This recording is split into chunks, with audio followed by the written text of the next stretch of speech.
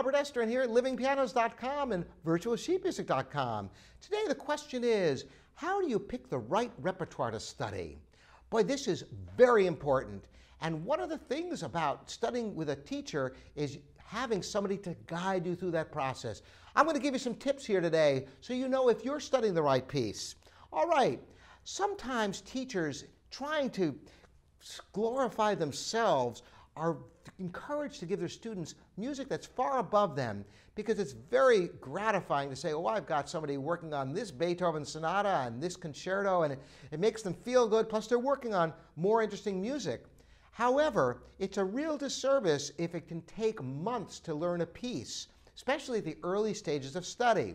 Here's the key.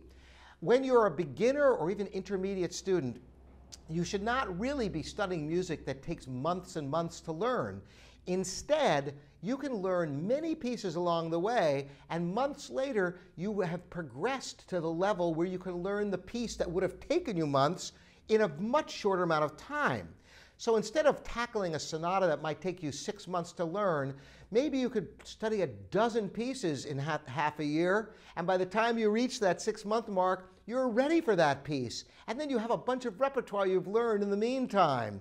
So pick music that you not only can learn in a reasonable amount of time, but the other key is make sure it's a piece you can master.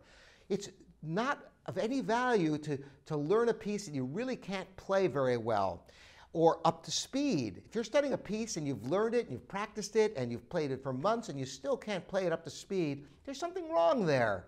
Now, sometimes when you get to a more advanced level, it is necessary to push yourself into a repertoire that's above you just so you can reach a new level. And maybe you've reached the maturity where you can spend months learning a single extended work. But make sure in your formative stages that you pace the repertoire of music you can master in a reasonable amount of time, developing more and more pieces you can play on the highest possible level.